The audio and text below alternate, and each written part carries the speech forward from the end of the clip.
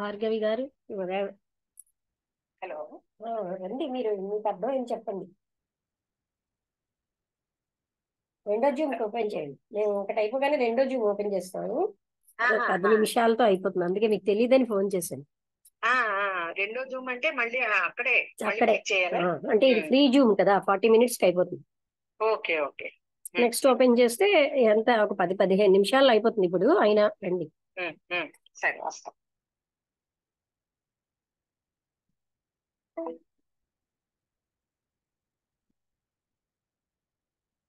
భార్గవి గారు చెప్పగా ఒక్క పాయింట్ చెప్పారు, గొప్పది చెప్పారు.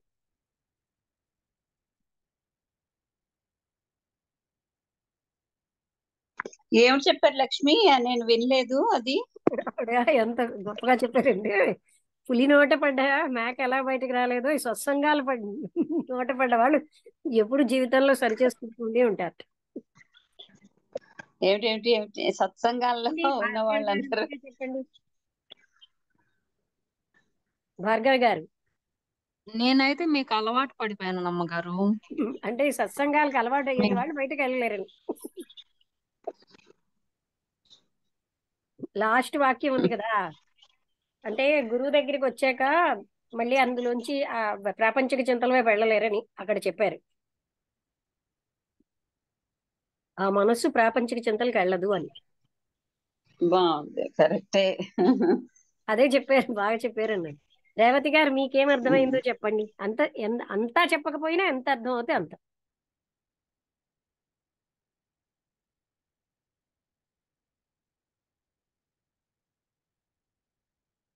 రేవతి గారు, ఒకటి రెండు వాక్యాలు మీకు ఎన్ని అర్థం అవుతే అంత చెప్పండి.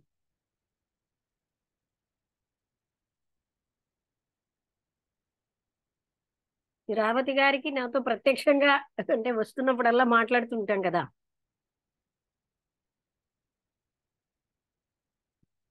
రేవతి గారు అన్మ్యూట్ చేసుకుని మాట్లాడండి, అన్మ్యూట్ అవ్వాలి, మ్యూట్ లో ఉన్నారు.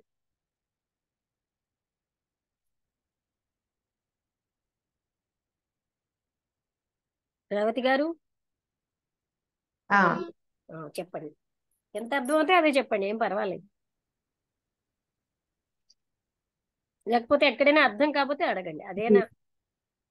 లేదమ్మా, చాలా స్పష్టంగా అర్థమైంది. అంటే జీవాత్మ పరమాత్మ ఒక్కళ్ళే అని తెలుసుకోవడానికి అంతర్మదనం చాలా అవసరం కదమ్మా. అవును, చాలా అదే అవసరం. అంతర్మదనం కావాలి అంటే దానికి మనం చేయాల్సిందల్లా ఏంటి అన్నది వివరించండి కొంచెం. అది అంటే రమణ మహర్షి ఏమంటారు, నేనెవరు, ఈ చేస్తున్నదంతా నేను అని అనుకుంటున్నాం మనం. అందుకని మనకు అలవాటు ఏమైపోయింది, నేను శరీరాన్ని, నేను మనస్సుని అని అలవాటు అయిపోయింది. అందుకని మనం ఎప్పుడు కూడా ఆ ఎరుకున్నది అనుకోండి, నేను శరీరాన్ని కాను, నేను మనస్సుని కాను, జరుగుతోంది, నేను చేయట్లేదు అనే విషయం మనం తెలుసుకుంటే దాని అంతటదే, అంటే అది ప్రతి సెకండ్ కూడా గుర్తుపెట్టుకోవాలి మనం.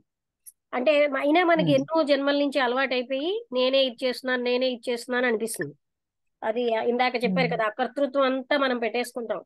మనం చెయ్యండి శిల్పం తన నెత్తి మీదే అదంతా గోపురాన్ని మోస్తున్నాను అనుకున్నట్టుగా ఈ ప్రపంచంలో చేసే పనులన్నీ నేనే చేస్తున్నాననే ఒక భావనలో మనం ఉంటాం.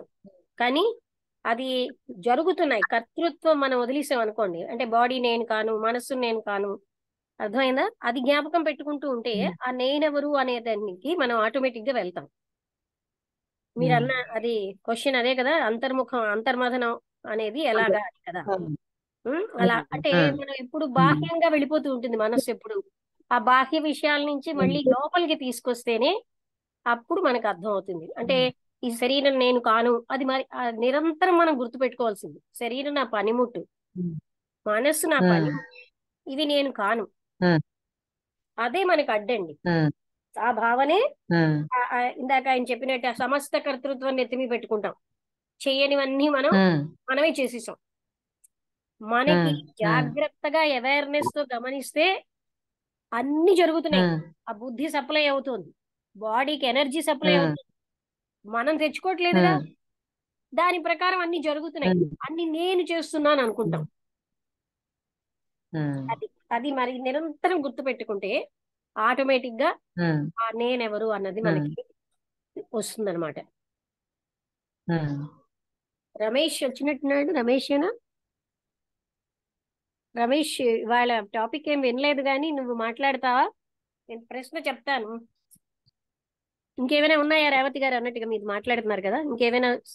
లేదు లేదమ్మా, లేదు లేదు లేదు. మీకు ప్రశ్నకి సమాధానం వచ్చింది కదా? వచ్చింది వచ్చింది. అంటే ప్రతి నిత్యము, అందుకే కృష్ణమూర్తి గారు, జిడ్డు కృష్ణమూర్తి గారు మూమెంట్ టు మూమెంట్ అవేర్నెస్ అంట. ప్రతి క్షణం గుర్తుపెట్టుకోవాలన్నమాట. నేను కాదు, నేను కాదు. మనం మర్చిపోతూనే ఉంటాం. ఎన్నో జన్మల్లో నుంచి అలవాటు అయిపోయింది కనుక మర్చిపోతూ ఉంటాం. అందుకని ఆయన విగ్రహారాధన అవన్నీ మీకు అర్థమయ్యాయి కదా. అంటే ఏదైనా త్రికరణ శుద్ధిగా చేస్తూ ఉంటే కొన్నాళ్ళకి చేస్తున్నది ఎవరు అని ఒక ప్రశ్న వస్తుంది. ఆ నేనెవరు అన్నగా అక్కడికి మనిషి రావాల్సిందే. అదే విధంగా తానే నిరంతరం అది అయినా 10 మందిలో మనిషి ఎలా తన్ని మర్చిపోయి లెక్క పెట్టుకుంటున్నాడో తన్ని మర్చిపోతున్నాడు. తాను కాని దాన్ని తాను ఐడెంటిఫై అయిపోతున్నాడు.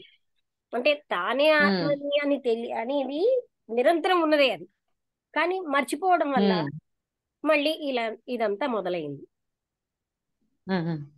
కదా. అసలు అది పొందవలసింది కాదు, అక్కడే ఉంది. అసలు మనదేంటి అంటే బాడీ కామ్ గాని మనమైన ఆత్మస్థితిని మనం మర్చిపోతున్నాం. ఎలా అయితే ఆవిడ అన్ని తెలుస్తూనే ఉంటాయి కానీ వెంటనే మళ్ళీ అజ్ఞానం కమ్మి మళ్ళీ మామూలు జీవితంలోకి వచ్చేస్తుంటాం. ఇది తప్పు అని తెలుస్తుంటది, తెలిసినా మళ్ళీ మామూలు మర్చిపోతాం. నేను శరీరాన్ని కాను అని మళ్ళీ శరీరమే అనే భావనలో జీవిస్తాం. అది దాంతో దాన్నే అజ్ఞానం అంటారు, ఇంక అంతకంటే ఏం కాదు.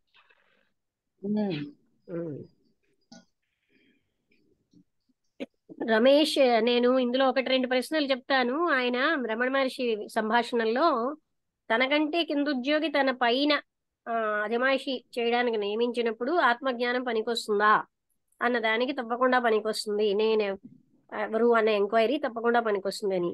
అలాగే విగ్రహారాధన వల్ల ఆత్మజ్ఞానం వస్తుందా అంటే అది త్రికరణ శుద్ధిగా చేస్తూ ఉంటే కొన్నాళ్ళకి మనసు పరిశుద్ధమై నేనెవరు అనే ఎంక్వైరీ మొదలవుతుంది ఆటోమేటిక్ గా అప్పుడు అని. ఆ విధంగా ఆ ప్రశ్నల తర్వాత ఇంకొక ప్రశ్న ఏంటి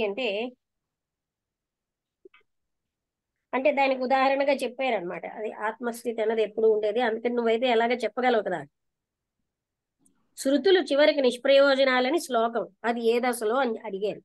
అది తర్వాత ఒక ప్రశ్న, ఆచరణలో ద్వైతం అంతంలో అద్వైతం అన్నారే, అంటే ఉన్నది 40 అని రాశారు ఆయన. అందులో ఆచరణలో ద్వైతం చివరికి అద్వైతం అన్నారు. ఆ ప్రశ్న అడిగారు. అందులో అద్వైతం అన్నారే అదేమి అనేది ప్రశ్న. నువ్వు ప్రశ్న వింటేనే చెప్పగలవు గనుక నీకు సమాధానంతో అక్కర్లేదు. ఓకే, అందరికీ నమస్కారం అండి. నమస్తే. ముందుగా అంటే ఇప్పుడు ప్రశ్నలు చదువుతున్నప్పుడు ఒకటి తట్టింది. ఫర్ ఎగ్జాంపుల్ ఇందాక ఎవరు ప్రశ్న అడిగారు? అదినా రేవతి గారు. అమ్మా రేవతి గారు, మీరు మీ ఇంట్లో కరెంట్ ఉందమ్మా? ఉందండి. నమస్తే అండి. నమస్కారం అమ్మా. ఓకే, మీ ఇంట్లో కరెంట్ ఉందని మీకు ఎలా తెలిసింది? బల్బ్ స్విచ్ చేయడం వల్ల, లైట్ వెలగడం వల్ల కదా. ఇప్పుడు నేను అనే భావం ఎప్పుడు ఉంటుంది, కానీ అది ఒకానొక సమయంలో మాత్రమే, అంటే దాన్ని పర్టికులరైజ్ చేసి చూస్తేనే అది కనిపిస్తుంది. ఫర్ ఎగ్జాంపుల్ మీ ఇంట్లో దాదాపు ఒక 20 బల్బులు ఉండొచ్చు, ఒక 4 ఫ్యాన్లు ఉండొచ్చు, ఒక 2-3 ఏసీలు ఉండొచ్చు కదా. అలా ఒకే కరెంట్ వీటన్నిటినీ వెలిగిస్తుంది, కానీ ఈ వెలిగించే కరెంట్ ఎక్కడ కూడా కనిపించదు. చూసారా మీరు? వెలిగించే ఏదైతే ఇవన్నిటిని తిప్పుతోందో అది ఎప్పుడు కనిపించదు, అలాగే సేమ్ ఎగ్జాంపుల్ ఇప్పుడు రియల్ లైఫ్ లోకి పెడదాం. ఇప్పుడు మీ చేతులు ఉన్నాయి కదమ్మా, ఈ రెండు చేతులు ఎదురెదురుగా పెట్టుకోండి, ఒక చేయిని ఒకటి చూస్తున్నట్టు. ఓకే, ఇప్పుడు మీకేమనిపిస్తుంది? ఒక చెయ్యి అంటే ఎలాంటి భావన? అంటే ఒకదానికి మీకు ఒకటి ఇప్పుడు ఎదురుగా ఓకే, ఎడం రెండు చెయ్యి ఎదురుగుండా కుడి చెయ్యి పెట్టుకున్నారు. ఇప్పుడు అవును, ఏ చెయ్యిని చూస్తుంది? రెండు కూడా ఒకదాన్ని ఒకటి చూస్తున్నాయి. అంటే ఎడం చెయ్యి కుడి చేతిని చూస్తుందా? చూస్తుంది. చూస్తుందా? ఎడం చెయ్యి ఇక్కడ కుడి చెయ్యి ఉంది అని అది గుర్తుపట్టగలదా? లేదు లేదు లేదు, మనసు సో మనసు ఇదంతా గుర్తుపడుతుంది. మనస్సు కూడా కాదు, మనస్సు ఉమ్, కూడా కాదు, మనస్సు కూడా అది ఉమ్, జడమైన వస్తువు. సో ఉమ్, మనసు అంటే ఏంటి? ఆలోచన. అంటే ఉమ్, ఇక్కడ ఎడం చెయ్యి ఉంది, ఇక్కడ కుడి చెయ్యి ఉమ్, ఉంది అనే రెండు ఆలోచనలు ఉన్నాయి. సో ఉమ్, ఇక్కడ ఎడం చెయ్యి ఉంది అనే ఆలోచన, కుడి చెయ్యి ఉంది ఉమ్. అనే ఆలోచన గుర్తుపట్టగలదా? ఆహా, చేతులు గుర్తుపట్టలేవు. కాదు, ఈ ఆలోచన కూడా, ఒక ఆలోచన మరొక ఉమ్, ఆలోచన గుర్తుపట్టగలదా? లేదు. పట్టలేదు. ఉమ్, వీటన్నిటినీ అంటే రెండు చేతులు కనిపిస్తున్నాయి అంటే ఎవరికి కనిపిస్తున్నాయి? నాకు కనిపిస్తున్నాయని మీరు అంటారు. ఉమ్, అలాగే ఎడం చెయ్యి కుడి చెయ్యిని చూస్తోంది, అదే ఎడం చెయ్యి కుడి చెయ్యి అనే రెండు ఆలోచనలు, ఆ రెండు ఆలోచనలను ఒక ఆలోచన ఒకటి తెలుసుకోగలదా? తెలుసుకోలేదు. ఆ రెండు ఆలోచనల్ని ఉమ్, గుర్తిస్తున్నది ఎవరు? మీరు. ఉమ్. మీరు అంటే అంటే దేని అన్న చూడటం కాకుండా ఏమండి? ఆ లోపట లేదు. అదే ఇప్పుడు ఫర్ ఎగ్జాంపుల్ ఉమ్, మీరు పడుకున్నారు, ఉమ్, అలాగే మీ అమ్మాయో మీ అబ్బాయో లేకపోతే మీ వాళ్ళు ఎవరో పడుకున్నారు. ఉమ్. పడుకున్నప్పుడు ఇప్పుడు మనందరం ఏమనుకుంటున్నాము? నేను శరీరము అనుకుంటున్నాం కదా. అవును, శరీరము అనుకునేటప్పుడు ఇప్పుడు మనం వింటున్నప్పుడు కూడా నేను శరీరం అనే భావంతోనే వింటున్నాం, శరీరం అనే ఉమ్, భావంతోనే మాట్లాడుతున్నాం. అవును. సో ఇప్పుడు పడుకునేటప్పుడు ఒక్క శరీరం పక్కన మరో శరీరం ఉంది. ఉమ్, శరీరమే కానీ నేనైతే ఆ రెండో ఉమ్. శరీరాన్ని పడుకునేటప్పుడు నేను గుర్తించగలుగుతున్నానా? లేదు. గుర్తించలేకపోతున్నాను. కాబట్టి ఉమ్, నేను ఉమ్, చేతులు కాదు, నేను ఉమ్, శరీరము కాదు, నేను ఉమ్, ఆలోచనలు కూడా కాదు. ఆలోచనలనే మనస్సు అంటున్నాం మనం. ఉమ్, సో వీటన్నిటికీ వేరుగా ఉంది ఒకటి. అంటే అక్కడ ఉమ్, బల్బు కాంతి ఇస్తోంది, ఫ్యాను ఉమ్, గాలిని ఇస్తోంది. కానీ ఉమ్, అన్నిటినీ గ్రైండర్ పప్పును ఉమ్, రుబ్బుతోంది, ఏసీ ఉమ్, చల్ల గాలి ఇస్తోంది. ఉమ్, ఇవన్నీ చేయించడానికి కారణం ఏమిటి? ఏదో ఒకటి ఉంది. ఉమ్, సో ఇప్పుడు మీరు రోడ్డు మీద వెళ్తున్నారు, రోడ్డు మీద వెళ్తున్నప్పుడు ఓళ్ళంత మంది ఎన్నో యాక్టివిటీస్ జరుగుతున్నాయి. ఉమ్, యాక్టివిటీస్ శరీరం చేయలేదు, ఉమ్, మనస్సు చేయలేదు. ఉమ్, ఇప్పుడు ఇన్ని రకాలుగా చేయిస్తున్నది ఏది? ఆ కనిపించని కరెంట్. ఆ ఉమ్, కనిపించని కరెంట్ అక్కడ మన ఇంట్లో. ఉమ్, ఇక్కడ ఉమ్, ఏంటి అంటే దాన్నే ఉమ్, చైతన్యము అంటారు. చైతన్యము అన్నా, లేకపోతే నేను అనే భావం అన్నా, లేకపోతే ఆత్మ అన్నా అదే. సో శరీరం దానంతట అది పనిచేయదు. ఆలోచన కూడా ఒక ఆలోచన మరొక ఆలోచన గుర్తుపట్టలేదు. కానీ ఇప్పుడు రోడ్డు మీద ఇంతమంది తిరుగుతున్నారు. ఇప్పుడు మరొకటి చూడండి, ఇప్పుడు నేను ఆఫీస్ కారులో బయలుదేరాను. కారు కదులుతోంది కానీ నేను కదలటం లేదు.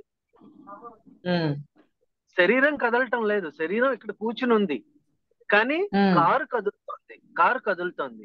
అలాగే ఎప్పుడూ కూడా నేను అనే భావం, అంటే ఆత్మ అనే భావం ఎప్పుడు ఉంటుంది. అయితే ఏది కదులుతూ ఉంటుంది అంటే, ఏది ఎలా కదులుతున్నట్టు కనిపిస్తుంది అంటే ప్రపంచం. ప్రపంచం మరి వేరుగా ఉంది కదా, మన అందరికీ కనిపిస్తుంది కదా అని మీరు అనొచ్చు. ప్రపంచం ఎవరికి కనిపిస్తుంది? ఫర్ ఎగ్జాంపుల్ రమణ మహర్షి గారికి ప్రపంచం కనిపించిందా? కనిపించలేదు. ఆయనకు అంతా నేను అనే భావమే, అంటే బ్రహ్మమే ఆయనకి కనిపించింది. ఎందుకు కనిపించింది అంటే ఆయన ఏది కనిపిస్తోందో అది చూడటం లేదు. జాగ్రత్తగా గమనించండి, ఇది ఏది కనిపిస్తోందో అది ఆయన చూడటం లేదు. ఏది చూస్తోందో దాని మీదే ఆయన దృష్టి పెట్టారు. మనందరం ఏం చేస్తున్నామంటే ఏది కనిపిస్తే దాని మీదే ఆలోచనలన్నీ వెళ్ళిపోతున్నాయి. కానీ రమణ మహర్షి గారు ఏది కనిపిస్తోందో దాన్ని చూడలేదు, ఏది కనిపింప చేస్తోందో దాని వైపే చూశారు. అందుకే ఆయనకి ప్రపంచం కనిపించలేదు. వెరీ సింపుల్ లాజిక్ ఇది. అయితే మనకి ఎందుకు ఇవన్నీ తట్టడం లేదు అంటే ఎస్, ఎందుకంటే మనం ఆలోచించటం లేదు. అంటే ఎటువంటి ఆలోచన ఉండాలి? మనం ప్రపంచం అనే ఆలోచనలో ఉండబట్టి మనకి ఎప్పుడు ప్రపంచమే కనిపిస్తోంది. మనకి బ్రహ్మాలోచన గాని ఉంటే మనకి బ్రహ్మమే కనిపిస్తుంది. ఇందాక ఒక క్వశ్చన్ లోను, ఇప్పుడు నేను ఒక మేనేజర్ గా ఉన్నాను, కింద వాళ్ళు సబార్డినేట్స్ ఉంటారు. ఆ విధంగా నేను ఫంక్షన్ చేయొచ్చా అంటే తప్పకుండా చేయొచ్చు. ఎందుకంటే ఉన్నదంతా నేనే. నేను కాబట్టి ఆ శరీరంలో ఆ విధంగా నేను ప్రవర్తిస్తున్నాను, ఈ శరీరంలో ఈ విధంగా ప్రవర్తిస్తున్నాను. ఇదంతా ఏంటి అంటే నేను ఆడుతున్న ఆట. నేను ఆడుతున్న ఆట. ఇప్పుడు ఎవరో సబార్డినేట్ ఎవరో సరిగ్గా చేయలేదు, అప్పుడు నేను నా నిజ స్థితి గురించి నేను మర్చిపోతే నేను అప్పుడు బాడీ ఫీలింగ్ లో వచ్చి అప్పుడు నాకు కోపం వస్తుంది. కోపం వస్తుంది. కోపం వల్ల తాపం వస్తుంది. తాపం వల్ల క్రోధం వస్తుంది. ఇంకా అన్ని వచ్చేస్తాయి. అదే అలా కాకుండా ఎస్, ఇంట్లో పని మనిషి ఉంది, పని సరిగ్గా చేయటం లేదు, అప్పుడు అదమాయించాలి, నేను కోపం నటించాలి, నేను కోప పడకూడదు. అంటే కోపం నటించడానికి కోప పడడానికి చాలా వ్యత్యాసం ఉంది. కోపం ఎప్పుడు వస్తుంది అంటే నేను శరీరము అనే భావనలో ఉన్నంతసేపు కోపం వస్తుంది. కోపం ఎప్పుడు నటిస్తాను అంటే నేను ఆత్మని అన్న భావనలో ఉంటే నాకు కోపం రాదు, మరి ఏటటువంటి ఫీలింగ్ రాదు. కానీ నేను యాక్ట్ చెయ్యొచ్చు బాడీగా. That is the subtlety. అంటే రమణ మహర్షి గారు చెప్పిన ప్రతి పాయింట్ లోనూ ఆ వెరీ వెరీ సటిల్ ఉంటుంది.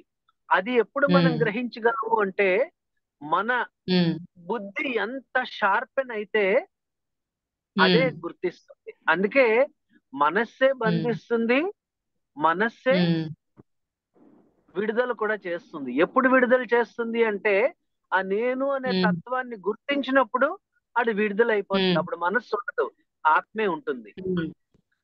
ఆ రెండో క్వశ్చన్ ఏంటి వదిన? రెండో క్వశ్చన్, రెండవ ప్రశ్న అద్వైతం, అదే మూర్తి ఆరాధన, విగ్రహారాధన విషయంలో దాంతో కూడా మనం పొందగలమా అంటే ఆ ఆత్మతత్వాన్ని? అంటే ఆ చెయ్యగా చెయ్యగా ఒక పరిశుద్ధత వస్తుంది, అప్పుడు నేనెవరన్నా ఎంక్వైరీ మొదలవుతుందని వినబడుతోంది. ఓకే. ఇక్కడ చూడండి, చిన్నపిల్లలు మన ఇంట్లో అప్పుడే పుట్టిన పిల్లలు ఉంటారు. వాళ్ళు వెంటనే బోర్లా పడతారా? పడరు, కొంత టైం తీసుకుంటారు. అలాగే కొంత టైం తీసుకున్న తర్వాత వాళ్ళు నడవడానికి ప్రయత్నం చేస్తారు. వాళ్ళంతటా వాళ్ళు నడవబోతే ఏం చేస్తారు? మళ్ళీ పడతారు. అప్పుడు ఏం చేస్తారు? ఒక ఆసరా ఇస్తారు వాళ్ళకి. ఏదో ఇది సోఫా పట్టుకుని లేస్తాడు, లేకపోతే గోడను పట్టుకుని అలా నెమ్మదిగా 2-3 అడుగులు వేస్తాడు. అలా వేసిన తర్వాత కొన్నాళ్ళకి ఏం చేస్తాడు? అవేమీ లేకుండా తనంతట తాను నడుస్తాడు. విగ్రహారాధన కూడా అంతే. ఎందుకంటే మనస్సు నిజంగా చాలా షార్ప్ గా ఉంటే ఉన్నదాన్ని గుర్తిస్తుంది. మనం ఏమీ అవ్వక్కర్లేదు, ఆల్రెడీ అయ్యే ఉన్నాం మనం. కానీ మనం ఏంటి, దాన్ని గుర్తించటం లేదు. ఏంటంటే నేను ఈ బాడీని అనేటటువంటి భావం చాలా దృఢంగా ఉండిపోయింది మనకి. అందునుంచి నాకు నిద్ర వస్తోంది అంటున్నాము, నాకు ఆకలేస్తోంది అంటున్నాము. నిద్ర, ఆకలి లేక బాధ ఇవన్నీ ఎవరికి చెందింది? సగం బాడీకి చెందింది, సగం మనస్సుకు చెందింది. కానీ మనం ఎప్పుడు ఏమంటున్నాము? నాకు నిద్ర వస్తుంది, నాకు ఆకలి వస్తుంది, నాకు కోపం వస్తుంది, లేకపోతే నాకు చాలా ఆనందంగా ఉంది. ఇవన్నీ దేని లక్షణాలు? ఇవన్నీను ఏదర్ బాడీ ఆర్ మనస్సు. అవి చేసే పనులు నేను చేస్తున్నానని నేను అనుకుంటున్నాను. కానీ నేను ఎప్పుడు ఏం చేస్తాను? ఏమీ చెయ్యను. కరెంట్ అక్కడ ఏం చేస్తుంది? బల్బులో వెళ్ళి అది కాంతిని ఇస్తుందా? కాంతిని ఇవ్వటం లేదు. అది అలా ఉన్నది అంతే. దాని సమక్షంలో బల్బులు వెలుగుతాయి, ఫ్యాన్లు తిరుగుతాయి, నెక్స్ట్ గ్రైండర్లు తిరుగుతాయి, ఏసీ పనిచేస్తుంది. దాని సమక్షంలోనే అవన్నీ పనిచేస్తాయి. అది సమక్షంలో లేకపోతే అవేవి పనిచేయవు. అలాగే ప్రాణం పనిచేస్తుంది, మనస్సు పనిచేస్తుంది, బుద్ధి పనిచేస్తుంది. మనస్సు అంటే అదే బుద్ధే. సో ఇవన్నీ రమేష్, ఎప్పుడు దీంతో పనిచేస్తాయి? పాటు ఆ ఇంకో ప్రశ్న. నేను అనే ఆచరణలో అద్వైతం, అంతంలో ద్వైతం అన్నారే అని శృతులు చిట్ట చివరికి అంటే శృతులు కూడా నిష్ప్రయోజనం అన్నారు. ఈ 2 ప్రశ్నలు ఉన్నాయి. శృతులు వెరీ గుడ్, వెరీ గుడ్. అదే అందులోకి వస్తున్నాను. ఇప్పుడు చిన్నపిల్లవాడు నడుచుకుంటూ వెళ్ళడానికి ట్రై చేశాడు, కానీ పడిపోతున్నాడు. అందునుంచి ఏం చేస్తారు తల్లిదండ్రులు? ఒక ఆసరా ఇస్తారు. ఆసరా ఇచ్చి దా ఇది పట్టుకున్నాడు, దా దా దా దా అని చెప్పి అంటారు. అలాగే మనం ఇప్పుడు ఏదైతే మనం అయి ఉన్నామో దాన్ని మనం గుర్తించలేకపోతున్నాం. అందునుంచి మన పెద్దలు ఏం చేశారు అంటే, ఇలా గాని వాడంతటి వాడు నడిస్తే పడిపోతాడు, మొత్తం దెబ్బలు తగులుతాయి అనే ఉద్దేశంతో ముందు ఏం చేశారు? ఒక విగ్రహం చూపించారు మనకి. ఎందుకంటే మనస్సు మెయిన్ అంతా మనస్సుదే, బాడీది ఏమీ లేదు. సో అందునుంచి ఆ మనస్సును ట్రైన్ చేయడానికి ఏం చేశారు అంటే, ఒక అంటే కంటికి కనిపించని వస్తువు ఏదో అదే నేను అంటే మనస్సు గ్రహించదు. ఏది? కుళ్ళుతో కూడుకున్న మనస్సు. కుళ్ళుతో అంటే నేను శరీరము, నేను మనస్సుని అనే భావంతో ఉన్న మనస్సు నిరాకారమైన తత్వాన్ని అది గ్రహించలేదు. అందునుంచి ఏం చేశారు అంటే విగ్రహారాధన పెట్టారు. విగ్రహారాధన పెట్టడం వల్ల మనస్సు ఏం చేస్తుంది అంటే, మనస్సు అంటే చంచలంగా వెళ్ళిపోతుంది. అంటే ఇప్పుడు ఇది ఆలోచిస్తుంది, వెంటనే మరొక ఆలోచన వస్తూ ఉంటుంది. వీడు ఎప్పుడు ఆపుతాడురా బాబు అనే ఆలోచన కూడా రావచ్చు. అందునుంచి ఈ మనస్సు ఎప్పుడు చంచలంగా ఉంటుంది. అటువంటి చంచలమైన మనస్సును ఏం చేస్తున్నారు అంటే, ఒక మూర్తి మీద కాన్సన్ట్రేట్ చేయించేటట్టు అభ్యాసం చేయిస్తున్నారు మనకి. అది పూజ తాలూకా ఇది.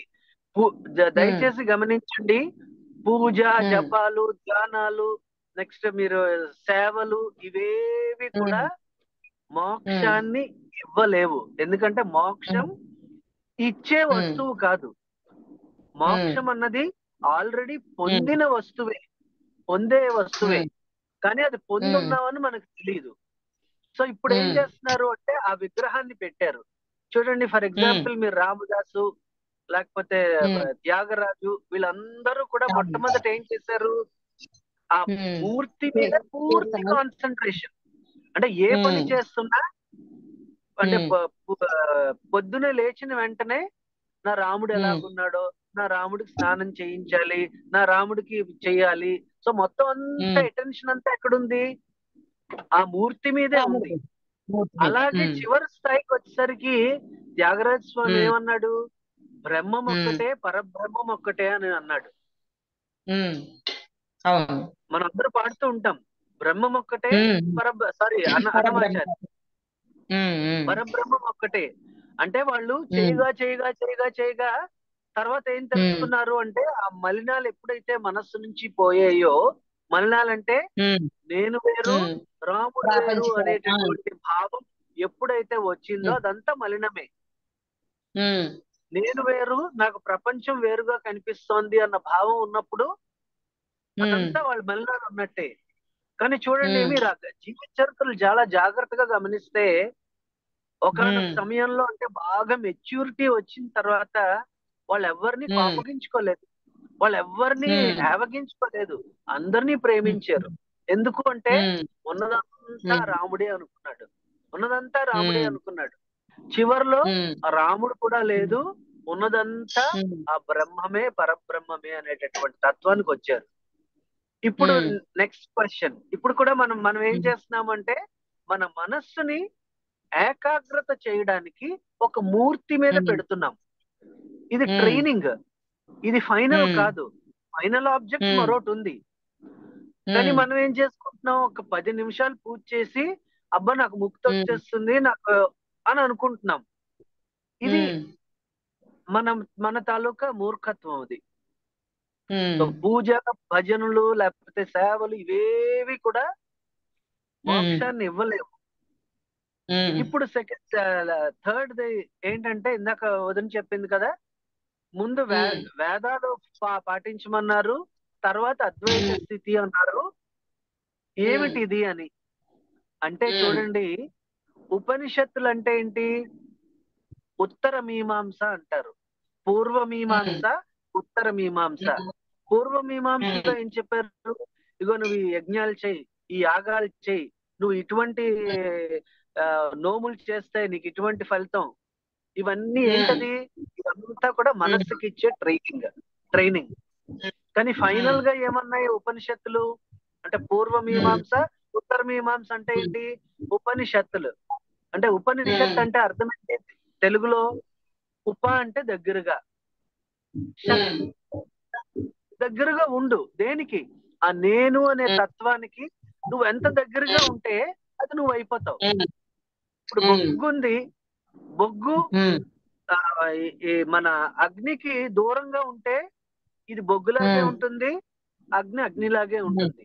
కానీ ఈ బొగ్గు దగ్గరగా చేరిపోయింది అనుకోండి అగ్నికి, అప్పుడు ఏమైపోతుంది? అగ్నే అయిపోతుంది. అలాగే ఉపనిషత్ అంటే ఏంటి?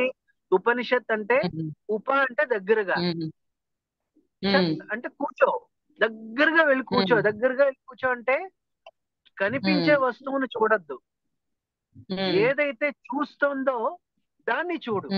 ప్రతి సన్నివేశంలోనూ, ప్రతి సన్నివేశంలో అదే మూమెంట్ మూమెంట్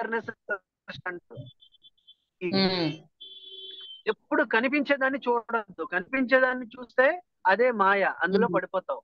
అదో నాకు ఇక్కడ కార్ కనిపిస్తోంది అని అంటే ఆ కార్ ఏ కలర్ లో ఉంది, ఆ కార్ నెంబర్ ఏంటి, ఇవే నాకు కనిపిస్తాయి. కానీ కారును చూసే తత్వం ఏదో ఉంటుంది కదా, దాని వైపే నేను కానీ చూస్తుంటే అవేవి నాకు బాధ కలిగించవు. అదే మన సాధన. నిరంతరం కూడా ఇప్పుడు మనం ఏ పనులైనా చేసుకోవచ్చు, బాడీ ఏ పనైనా చేయొచ్చు, మనస్సు ఎందులోనే ఉండొచ్చు.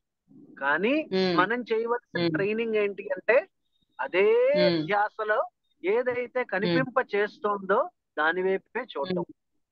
సో ఇది ఎంత మనం ప్రాక్టీస్ చేస్తే అదే మనం అయిపోతాం. ఒరే ఇన్నాళ్ళు నేను ఇంత దీనిగా ఉన్నాను, చచ్చా ఎంత ఫూల్ నేను, ఎంత ఫూలిష్ గా బిహేవ్ చేశాను, అదే నేను మళ్ళీ అది వేరే అవ్వాలని ప్రయత్నం చేస్తున్నాను కదా అని చెప్పి అనిపిస్తుంది. అదే మనం దానికి రీచ్ అవ్వడానికే ఇప్పుడు ఇన్ని పాటలు అన్ని.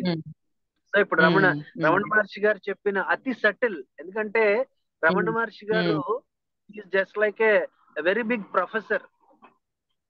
ఆ ప్రొఫెసర్ లాంగ్వేజ్ ఎంత అలాగుంటుంది, మరొక ప్రొఫెసర్ మాత్రమే అర్థం అవుతుంది, మనలాంటి వాళ్ళకి అర్థం అవదు.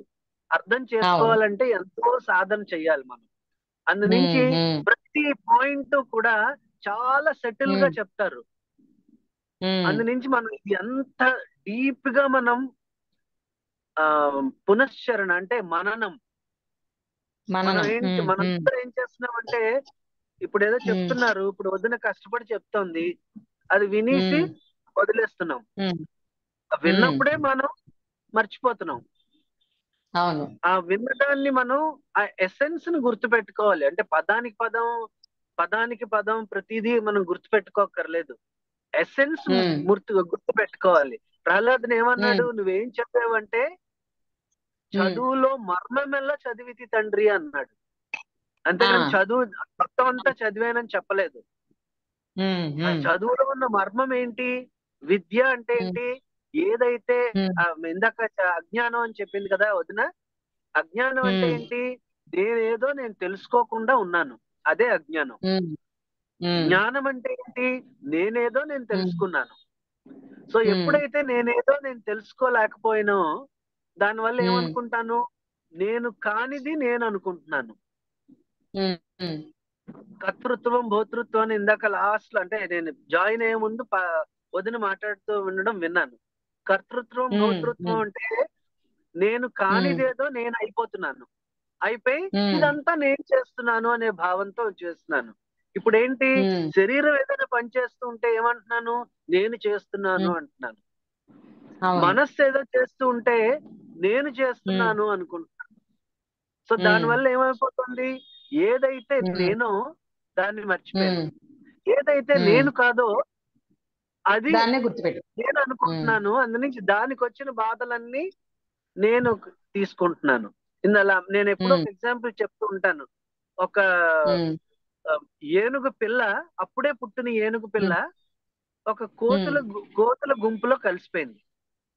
సో దానికి అది నేను ఏనుగుని అని మర్చిపోయింది. అది అందునుంచి కోతులన్నీ ఎగురుతూ ఉంటే అది కూడా ఎగరడానికి ప్రయత్నం చేస్తోంది, కానీ అది ఎగరలేకపోతుంది. దాన్ని చాలా బాధపడుతుంది. సో అది ఏనుగు అవ్వాలంటే ఏం చేయాలి, ఏ జపాలు చేయాలి, ఏ తపాలు చేయాలి, లేకపోతే ఏ ఎక్సర్సైజులు చేయాలి, ఏనుగు అవ్వాలంటే ఏం చేయాలి, ఏమీ అక్కర్లేదు. ఏం చేయాలి, అది నేను ఏనుగుని అని గుర్తిస్తే చాలు. అది గుర్తించినంత కాలం ఏమవుతుంది, అది మరో భావనలో ఉంది. ఏం భావం, నేను కోతిని అనే భావనలో ఉంది. కోతిని అనే భావనలో ఉండబట్టి కోతిలాగా ఇమిటేట్ చేస్తోంది, బక్కబోరలా పడుతోంది. దానికి ఎన్నో ఇబ్బందులు వస్తాయి. అలాగే ఇప్పుడు మనందరికీ ఇన్ని బాధలు రావడానికి కారణం ఏంటి అంటే, మన నిజతత్వం ఏంటో మనం తెలుసుకోలేకపోతున్నాం. తెలుసుకోలేకపోవడం నుంచి నేను ఏది కాదో అంటే అంటే 2 మిస్టేక్స్ జరుగుతున్నాయి. ఒకటి అజ్ఞానం వల్ల నా స్వరూపం నేను మర్చిపోతున్నాను. రెండోది ఏంటి, నేను ఏది కాదో అది నేను అనుకుంటున్నాను. అది అజ్ఞానం. అజ్ఞానం వల్ల అవిద్య వస్తుంది. దాని అవిద్య వల్లే ఈ కర్తృత్వం భోతృత్వం, అంటే నేను చేస్తున్నాను, నేను నిల్చున్నాను, నేను తింటున్నాను, నేను వింటున్నాను, ఇవన్నీ ఏం చేస్తున్నాయి, మనసు వింటోంది బాడీ ద్వారా. కాబట్టి నేనేం చేస్తున్నాను, నేను అసలు ఏమీ చేయటం లేదు, నేను అలా ఉంటాను అంతే. ఆ కరెంట్ లాగా. కరెంట్ ఏమీ బల్బ్ లో ప్రకాశం ఇవ్వదు, కరెంట్ ఏమీ గాలి ఇవ్వదు, కానీ కరెంట్ అలా ఉంటుంది. కరెంట్ ప్రెజెన్స్ లోనే అన్ని జరుగుతాయి. అలాగే నా ప్రెజెన్స్ లోనే ఈ బాడీలన్నీ కదులుతున్నాయి, ఈ చెట్లన్నీ అలాగే ఉన్నాయి. అంటే ఏది చూసుకోండి, ఆ రాయి అలాగా బండలాగా అలా ఉంది అంటే ఎస్, దాన్ని కదిలే శక్తి లేకుండా చేస్తున్నది కూడా ఆ చైతన్యమే. సో అదే ఉంది, దాన్ని గుర్తిస్తే అదే మన తాలూకా లైఫ్ తాలూకా మానవ జన్మ తాలూకా ప్రాముఖ్యం. అది వదినా. ఓకే రమేష్, బాగా చెప్పావు. చాలా బాగా రమేష్ మాకు అత్త కొడుకు, మామయ్య కొడుకు, నీకు పరిచయం చేయాలని చెప్పాను. రేవతి గారు ఇవాళే వచ్చారు. రేవతి గారు మాకు ఎన్నాళ్ళ నుంచో తెలుసు, మా లాడ్జ్ మెంబర్ కూడా. రమేష్ కి చెప్తున్నాను. నమస్కారం అండి. నమస్తే. ఓకే, ముగించేస్తాను, టైం అవుతోంది. అందరికీ నమస్కారం.